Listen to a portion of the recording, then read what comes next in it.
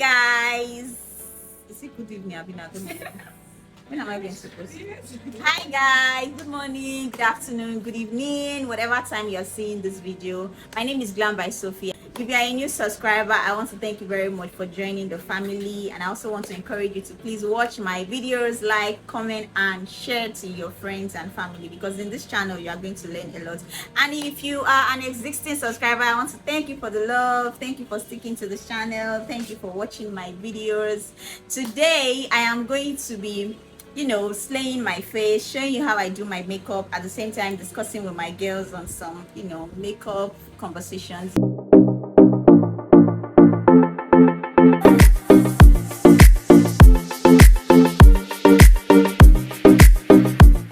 I'm going to be cleaning my face using the Dr. Rashell Micellar water and my wipes. You need to make sure you are working on a very, very clean canvas. So ensure your skin is very, very clean and dirt free using your micellar water. If you need to go a second time, clean your face thoroughly before you prep your skin. Before you do the right prep, make sure you identify your skin type so you will not prep wrong. So after cleaning my face, I'm going in with my moisturizer. This is a luminous moisturizer from TM Essential. Remember that no matter your skin type, moisturizer should be your friend. So because I have a combination skin, I use very little moisturizer around my T-zone, more under my eye and my cheek. Then you blend.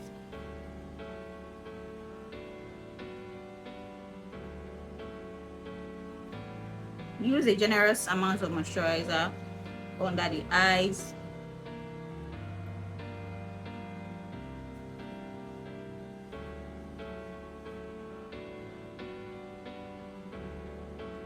So guys, oftentimes you get these questions a lot, like there's so many people, especially people that do their DIY makeup themselves. They'll be like, they spend lots of money on buying products that are very, very good, that are very, very expensive, but at the end of the day their makeup doesn't sit properly or give that flawless finish.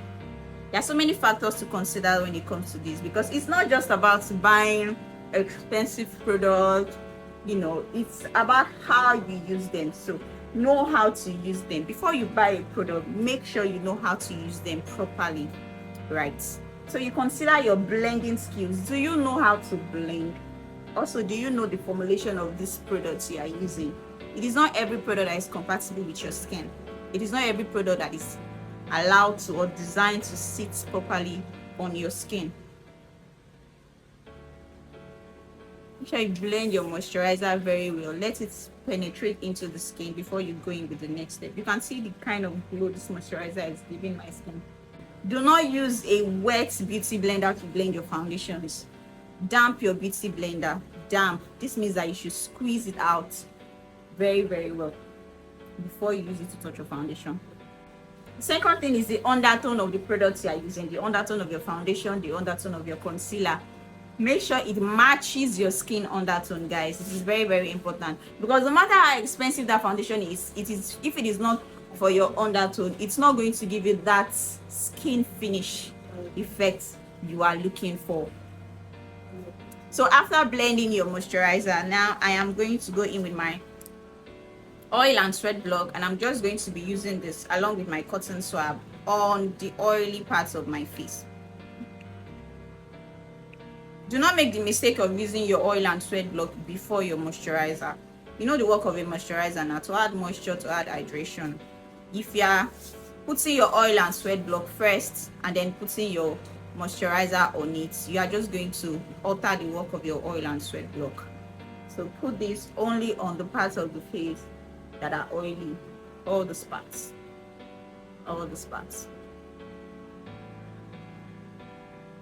And I like my brows matte all the time, so I'm just going to press it on my brow. Because I've used my moisturizer, I'm not going to be doing like this. Just make sure you are dabbing it in, pressing it in. And also put on your hairline. Then you allow it to dry.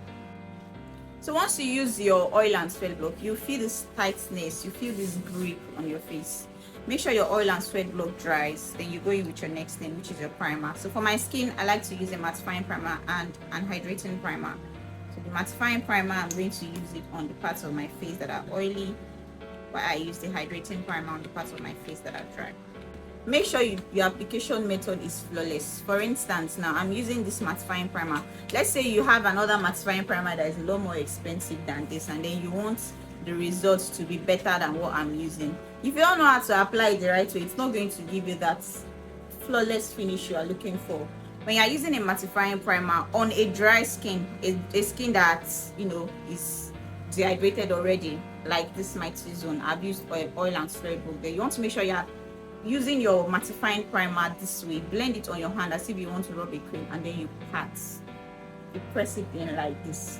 If you just do like this, it will be falling off like flakes. So it's not because the mattifying primer is not good, or not because you probably didn't get original, it's because you didn't apply it the right way. And that's because it's a water-based primer. Primers that are water-based, you need to apply them when there is still moisture and hydration on your skin. That way there won't be flakes.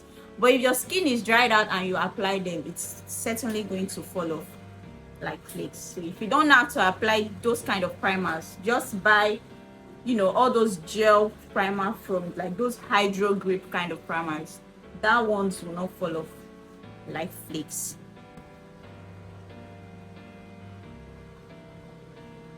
So I'm putting the mattifying primer on my brows as well.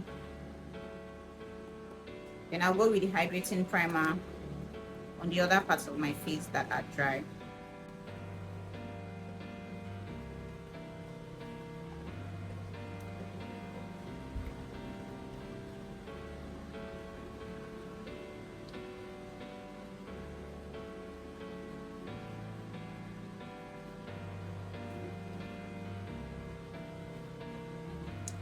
So now my skin is prepped and ready for my foundation.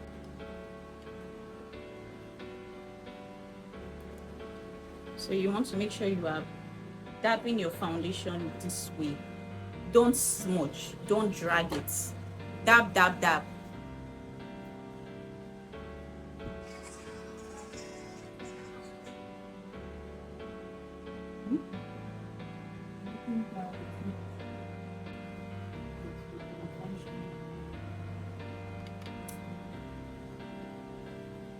Okay, so I believe that answers your question. What else? Use the right brushes as well. Use the right brushes, and make sure you are using one brush for one thing. Like if you know you are using one brush for highlights, maintain that brush for highlights. Use another brush for your contour. Don't use the same brush. Do not use one brush for two things. That way you get this neat and, you know, flawless finish. Use the right brushes, right? Don't use a small brush to blend, how do I say it, a large part of your face. For instance, like using the brush you're meant to use to, you know, do your nose contour, you'll be using it to apply contour on the larger parts of your face. It doesn't work that way.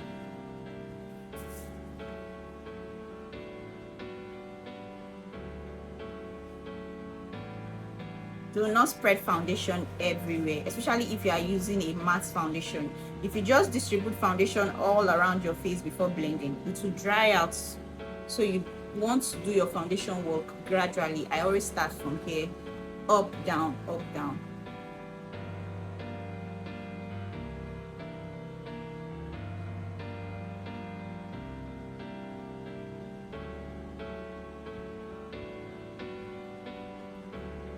Then cover all this part of your face. Make sure your foundation gets there. The other side.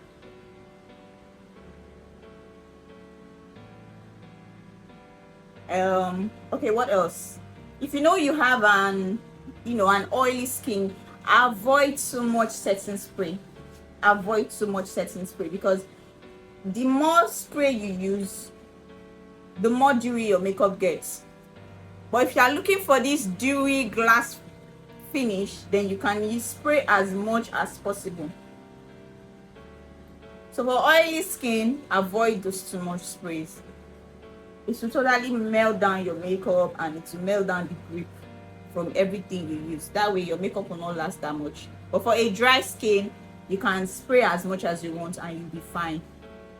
So even if you use an expensive product, even if you use an expensive foundation, and then you just keep spraying, the grip will not be as much as it ought to be. So understand your skin type, use the right products. Do not use a wet beauty blender to blend out your foundation. Make sure everything dries down and blend properly before you go into the next. When you're prepping your skin, let them dry before one another, and then you blend your foundation well before you go into the next step. If you do all this, follow all these rules, or follow the way you see me do my makeup, you're going to achieve a very, very clean and flawless, smooth makeup. That, I believe, is the answer to that. So it doesn't matter how expensive your product is or how cheap your product is. You can equally use products that are not so expensive and you achieve something very, very lovely. Why you use something that is expensive and you don't know how to use it, you would wish you didn't buy them. So it is not the product, it's on you, the user. So know how to use whatever you are buying. Blend your foundation very, very well. Don't be in a hurry, guys. Don't be in a hurry. I love to take time to blend my foundation. Like, most of my clients will tell me, I like the way you blend. Yes, take your time to blend, because everything is dependent on one thing. Don't just think the end result will make everything better. If you not blend well, the end result will not come out well. That's just the truth.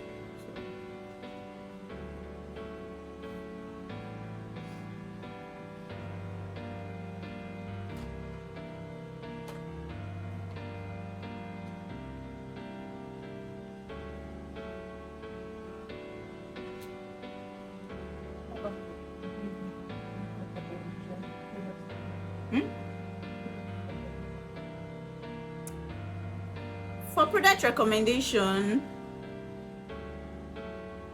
I would just recommend you go for what you can afford. Basically, everybody's pocket is not the same. Don't say because you know someone that is using high-end products, you want to jump into high-end products. When you want to buy products, make sure you buy things that are moving in the market. Don't just rush to buy any unknown brand or any product that you've not heard of. Buy from those brands that you know and you are sure that, oh, there are 1 or 2 reviews on them. You want to buy products, don't just walk into the market and then the seller will start convincing you to buy. You just buy. No, every product is good. Nigerian brands are doing so well. Everything I'm using here, they're all Nigerian brands for this lamp, and you see how nice they're going to turn out to be. So if you want to buy products, you go online, check them. They are all on IG. They are nice vendors on IG that sell very good products. Check their website, check their page. You see reviews, you see comments there, then you can buy. Do not break a bank just because you need product. But if you can afford it, blush. So after blending my foundation, I'm using this matte lipstain.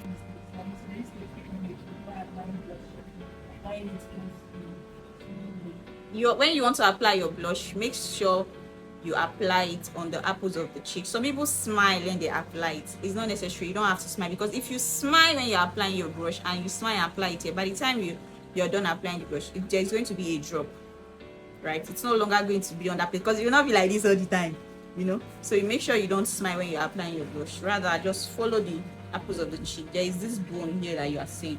Drop it right on top of it. Do not take your blush close to your highlight.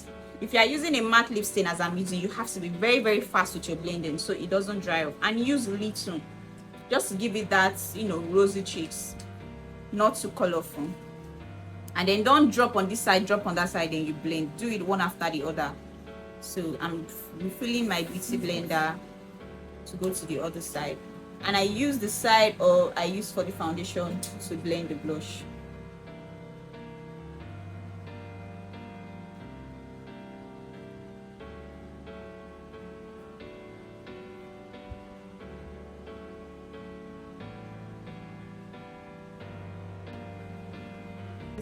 On the nose, just to give it a little bit of color. Don't do too much, so you know, to not look like as if it not look like as if they blow your nose.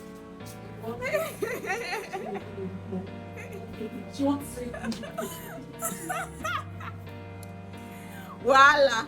So now I'm going to go in with my highlights. My mom will say, this thing people are putting here, I don't like it. It looks like as if someone has kappa. Yeah, I like it though, and I know you like it too. But don't do too much, just a little bit. Just a little bit.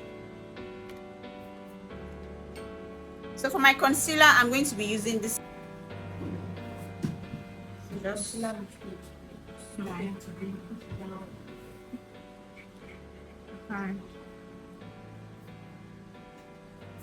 I'm going to be mixing it with this.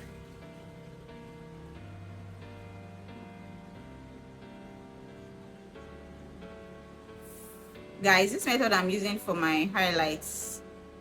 I don't do this method anymore. So for my next video, I'm going to be showing you my new highlights technique. Then you blend.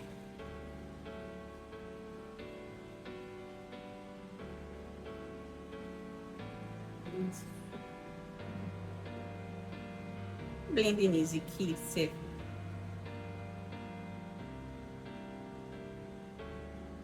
Blend your under eye last, because that place you need it to set very well. And then when you are blending, don't start blending from the middle. You start blending from the outer parts. I'm using this side of this beauty blender that I don't like. That side I used to do coming. I don't know why they create the beauty blender like that. See it now. It's the way it's to do.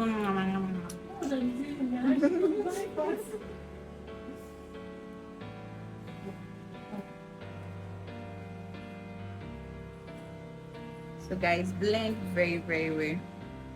What are the common mistakes people make when it comes to concealer? Basically, one is using the wrong shade, the wrong undertone shade, right? And using a concealer that is super matte. You know you don't have to blend, or you go and buy a concealer that is so matte, and then you would apply it the way I applied it. It's going to fuck you up, because by the time you are done blending with one part, concealer would have dried up on the other side. So blending will not be as smooth as it should be. So when you are working with a super matte concealer, make sure you don't apply it like this. Only apply when you are ready to blend. So you apply on one side, blend, apply, blend, apply, blend. But if you are using a creamy concealer like this one I'm using, it's not so matte, it doesn't dry down fast, then you can apply it down, let it set for some time before you blend. That way it will give you the desired coverage you are looking for. Your concealer should not be 4 shades lighter than your skin. It's going to be too white, you end up looking like a Barbie doll. 2 to 3 shades lighter is okay.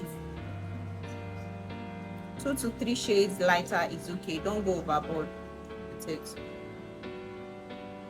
Does the texture of the beauty blender you use when blending if you have to make sure you are using beauty blender that is as fluffy as this. If you are using all those beauty blender that are very strong, instead of it to be actually blending, it's going to be lifting the concealer. It's going to be taking away the product instead of blending what you have there. And then if the beauty blender is too wet, like if you squeeze it and it's dripping water, it's also not going to allow your concealer blend. It's also going to be taking your concealer away. So you use, there's some people that have very soft and fluffy beauty blenders. You don't need to damp it if you have something like that. Those ones are very soft and fluffy. But if you are using beauty blender that are not so soft, then it's best to just damp it before using. And some people use brush. There's some people that blend their concealers with the brush and it works well for them. But for me, I'm not used to it, so I'm used to using more of my beauty blenders for blending than my concealer, than my brushes. Yeah. Do not spread your highlights to areas where they are not needed. Do not spread your highlights. Any part of your face that is already high, make sure your highlight doesn't get there. For instance, my highlight should not get to this place because here is high, here is flat. So only put your highlight on those parts of the face that are flat. Do not let your highlights sit on places that are already high. So blend very well, then you set with powder. I'll use the blush side again just to eliminate harsh lines between the blush and the highlights. Same thing on the nose and then on the side. Those makeup artists that usually get angry when a client books them, yeah? Let's say a client books you for an home service session. Then you go to the client's house only for you to realize that she's a bride. And you get very, very upset. Come closer. Come, I'll tell you something. What's your problem? If you're on this table, I know you're going to drag me. So I'm setting my highlight directly with my setting powder. I don't want too much powders on my face, so I'm not going to be using the finishing powder to set. I want to make sure you do this before using it to set the concealer. I'm going to give it that smooth.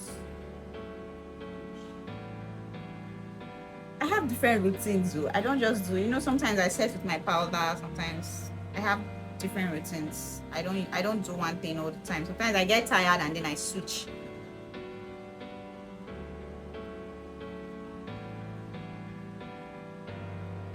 So I was saying, what is your problem? Why not do what you were paid for and leave? Some makeup artists will insist on, a renegotiation before they work. Like, you have to pay for my bridal service, else I'm not going to do the makeup, and I'm not going to refund. I'm here already, blah blah blah blah blah blah. Why not just do what you were paid for and leave? Somebody booked you for a party guest session, right? Why not do the makeup for a party guest and leave? We have different products. We have different sets, different kits for bridal. We have different kits for party guests. You were booked for party guests. You went to your intending client's house with your party guest kits, only for you to realize she's a bride. Then you get very, very upset and you refuse to work. Why not just do what you were paid for? If she wanted your bridal service, she would have said, hi, oh, Glam by Sophie, my wedding is and I need you to glam me up. Of course, I'm going to send the bridal rates for wedding to you. But if you tell me, okay, even if you come to me and you tell me, oh, it's your wedding, but you cannot afford to pay for a bridal glam and you just want the regular party guests, I would gladly do my work, collect my money and leave. Right? So it's not your place for you to start getting very, very angry that they tricked you, they dupe you. I don't know. I've never been in such situation before, and even if I were to be in such situation, I will do my makeup for you as a party guest, because I didn't even come with bridal kits in the first place. So if I insist on, I'm not going to do your makeup until you balance me, what am I not going to use? My bridal kit is not with me anyways. I'm still going to end up using the party guest kit. So what's the fuss about it? Like, this topic is really, as of last year, there was a lot of controversy online because some brides had experience with some makeup artists like that, and then the topic was really trending. If you are doing this setting powder routine, you have to make sure you're very, very careful, and then you blend very well. If you don't blend well and you don't use setting powder in the right way, it's going to crack, it's going to crease, there's going to be harsh lines. Don't dip your powder puff directly in your setting powder and then you just go directly. It's going to mess you up, guys.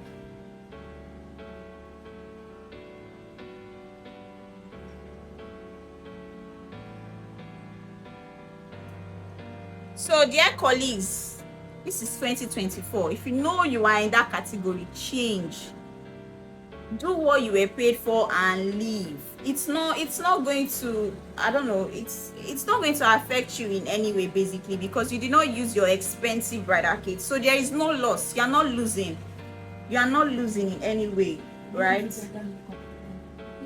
Do what you were paid for. Do the party guest glam and leave. Okay, what if the brides now walk into the studio?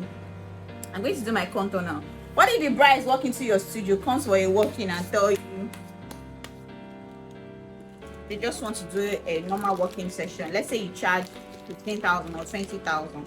They walk in, hi, you don't know them, you don't know their intending brides or their brides, you don't know, and then you just start doing the makeup. only for them to go and then you see pictures that, oh, they used the makeup for the wedding. You now get very upset. Why now? They paid for your service. Whatever they choose to do with the makeup is none of your business. So for my contour, I'm going to be using it for my contour.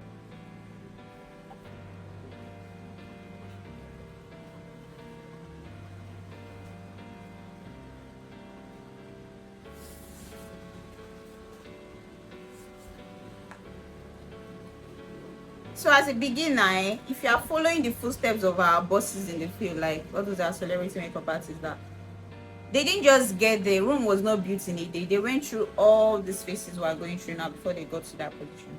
Once they get to that stage, no bride will do that to them, because any bride that want to patronize them already know that they are big.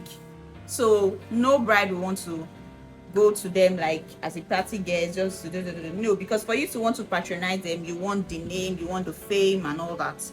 But we, you know, that are coming up like this, you're more likely to see those kind of clients that, you know, they wouldn't want to just pay, because most of them believe that it's a waste. Like, how can I pay 100,000 naira for a bridal glam when I can pay 20,000 naira or 30,000 naira and get the same glam? They all believe it's the same, right? So just do what you are paid for, get your money and leave.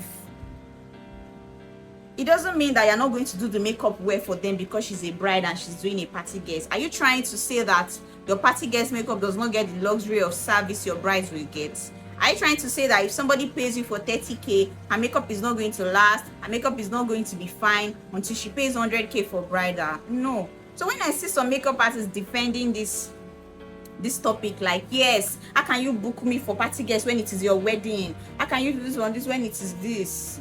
What are you trying to say? Please, let's be conscious of the kind of comments we drop. Like, you need to see the comments under this particular post from colleagues. Like, they were all like, yes, it's cheating, it's this, it's that. People are actually watching you. People are actually watching you, because you need to be sincere with what you are doing. How can somebody pay you for makeup of 30k and then you start telling them that if it is bridal makeup now, it's going to last more, it's going to do this, it's not going to shift? Are you saying your party guest for 30k will shift? Is that what you're saying? So that's my take on that. Me, I'm not a fan of that. I do not support it. So make sure your contour is not very dark. You don't have to use dark shades. Like, you don't have to use a shade like this before you use contour. Look at your skin tone and pick the right contour shade for you. Blend very well. So I'm going to use the powder puff eyes for the highlights.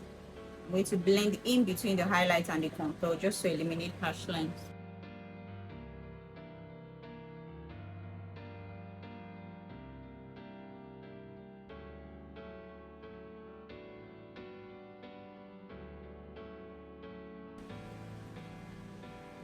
Plant your nose like this. Go back and forth, back and forth, back and forth. So you've gotten the right opacity. Blend into your brows. Do the same thing on the side.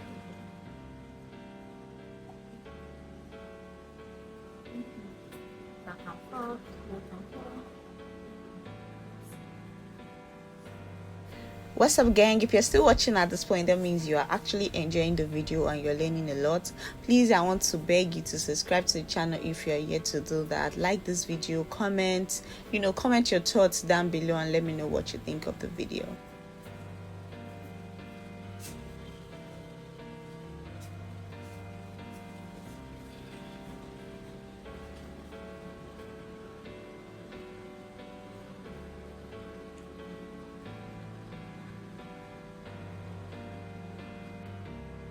So guys, there was a video I dropped down. If you've not seen that video, you need to see that video. That was me discussing on pricing, and I remember saying I was going to drop another detailed video explaining in details what I was talking about. how to, your pricing strategy as a makeup artist, how to place value for your words and the kind of service you render, so you will not undercharge or overprice. So let's just still talk more on that.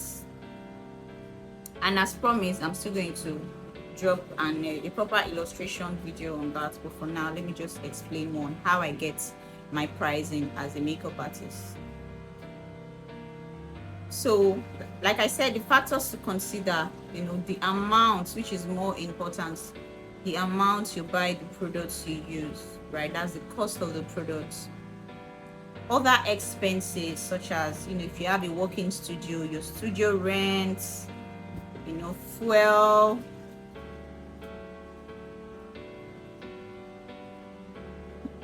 every other expenses incurred in your studio, then your cost of living, your years of experience in the industry, your knowledge,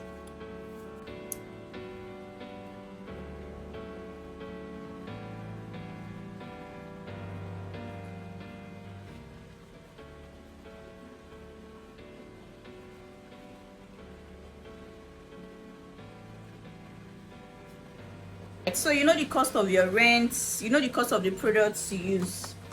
Let's say for a full face, you're using a moisturizer of 4,000 naira, your micellar water of 1,000 naira, your primer 3,500,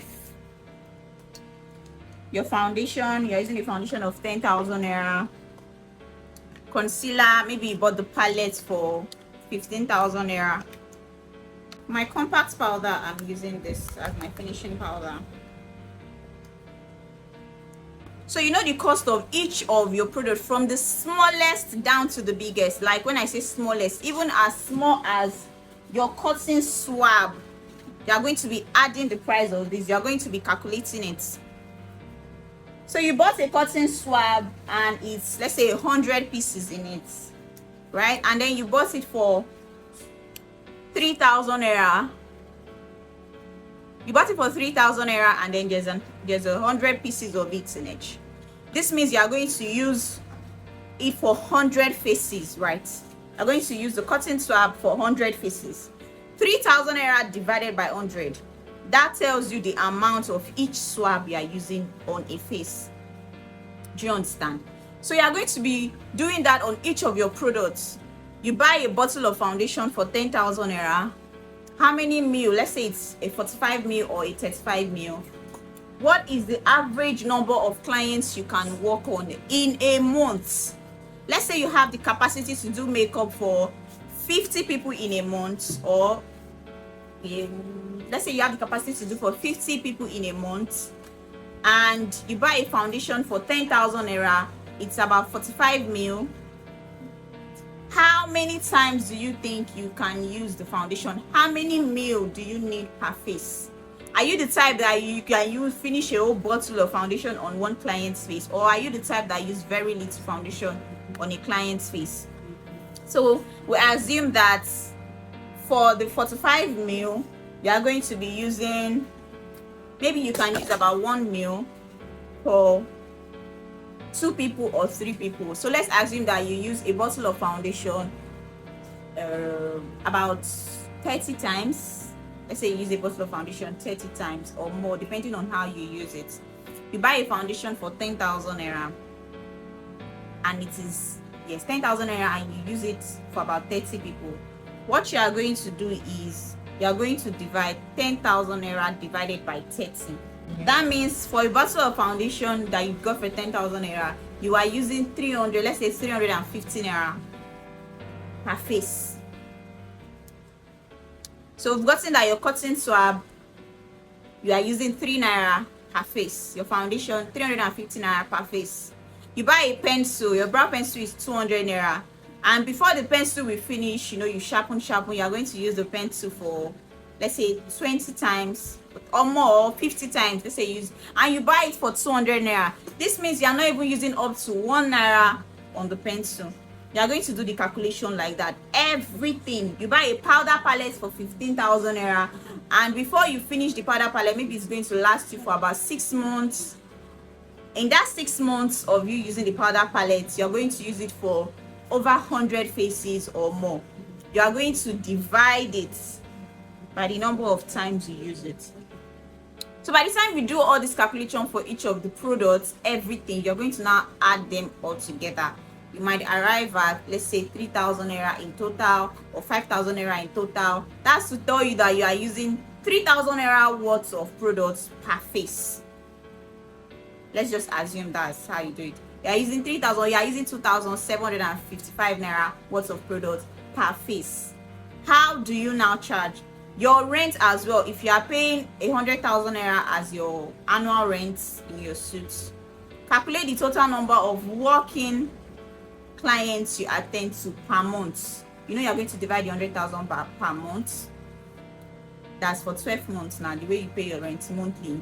How many clients, what's the capacity of clients you can attend to in a month you can work in? If you do your calculation, you can check maybe the lowest number of clients you've worked in a month in your studio. I'm not talking about home service.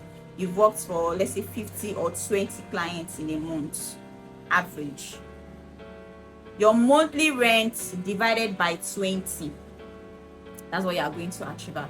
That means each of the clients that comes into your suit is paying maybe 300 naira or 500 naira from your monthly rent. You're going to add that 500 naira to the costs you got from the total products you're using per face. You're going to add it. Your fuel, if you buy a fuel of 1,000 naira, how many faces, how many hours is the fuel going to run? How many faces do you need to use it for before it finishes? You're going to add that to do the calculation. At the end of the day, you arrive at maybe 4,007 or 5,000 naira. This means that is the total amount you need per gram. Then you can now add your own profit to it. When you're adding your profit, you don't have to be greedy. Consider your years of knowledge, how much you've invested, you know, the trainings you've done, where you've gone for the training, upgrades you've done, how popular you are. If you're always booked and busy, you need to consider that too. If you feel 5,000 naira is okay for you to add for yourself, in this 5,000 naira, your rent is not there, every other expenses is not there, it's your own profits. Your money for restocking products is not there, it's your own. So that means you'll be charging 10,000 naira for your studio working. If you do all the calculation and you are using about 7,000 naira worth of products, you want to add 10,000 naira as your own profits because you are well known, you are popular, you work a lot, you know, so much patronage here and there, then it means you want to be charging 15,000 naira for your working. If you are using high-end products and then you see that after the calculation at the end of the day, you are spending about 15,000 naira worth of products per face, then it means you want to be charging about 30k or 25,000 naira per session. So that's just how it works. So I'm done with my skin. Now I'm going to bake. What does baking mean? Baking is going to further help you set your highlights and also prevent eyeshadow fallout from dropping on your skin under the eyes. It's also going to give you a brighter highlight. So if you know you don't want that extra brightness, then you don't need to bake. So I'm baking because the kind of eyeshadow I'm going to be doing is more of shimmer eyeshadows, and if you don't bake and your shimmer falls here, it's just going to stick to your skin. So I'm baking just the under eye. It's also going to give me that extra brightness.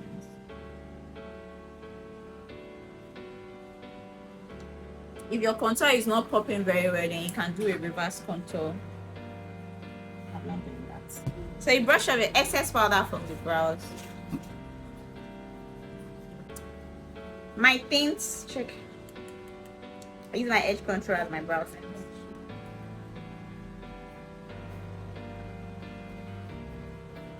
So, question.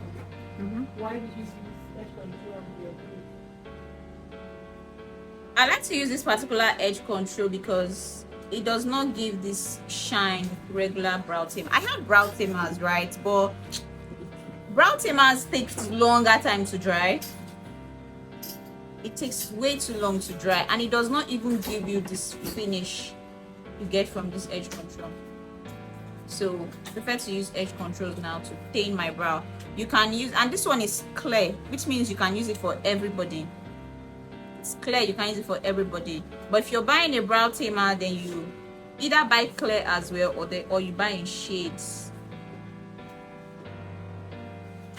And there are some brow tamers that tint and tame your brows. I don't usually like the tint effects those tamers give. So since I started using this edge control to tame my brows, it's been working perfectly for me. And the essence of taming your brows is just to keep your brow hairs in place. It also give you that smooth finish on your brows. It's not going to be rough, you know, to help your gel glide on smoothly.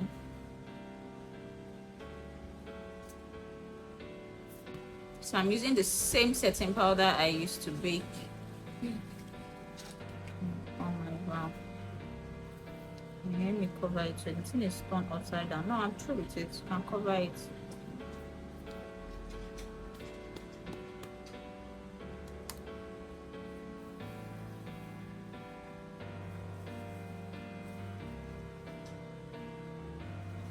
So this setting powder I used to just give the brows this brightness so that your pencil or whatever you're using will pop, and it will also dry out the grease and shine from the edge control. So you can use your finishing powder. You can even use the translucent setting powder. So to draw your brows, you want to make sure you are using a very, very flat angle brush. Karite. Relax your hand on your face, then you trace the lower outline first from the brow bone.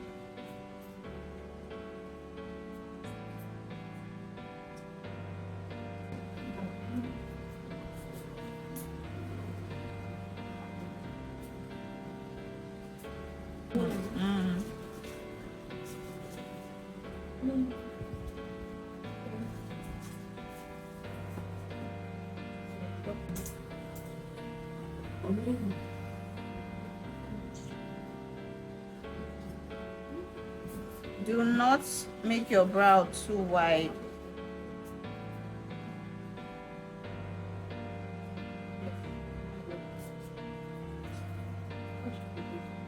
Always maintain the shape of your brow and the size of your brow.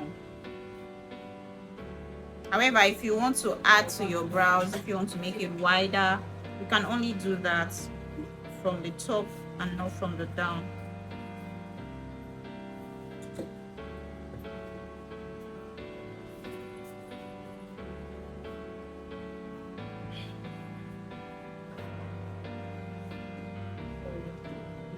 Thank you. Okay. Yes.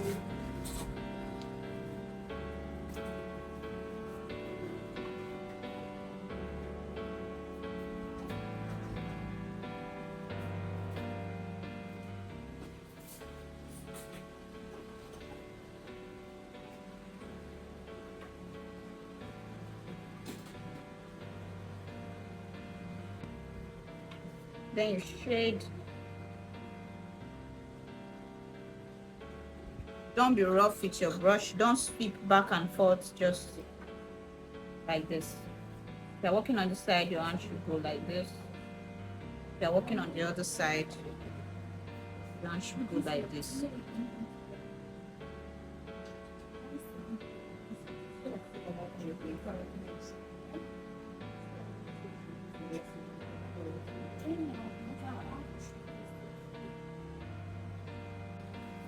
Sharpen your pencil. Sure it's this sharp. Then you do your strokes.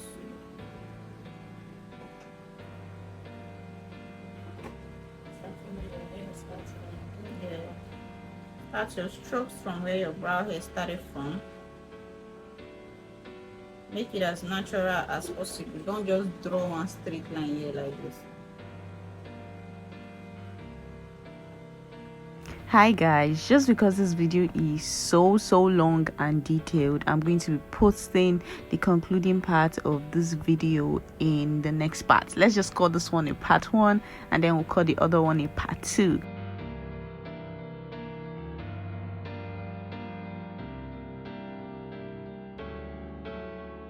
So if you enjoyed this part and you like to see the concluding part of this tutorial, please subscribe to the channel if you are yet to do so. Leave a like, comment and share. Also put on your notification bell so you get notified when I post the next one. Thank you so much guys for sticking to the end. Thank you for watching to this end. See you next time. Bye.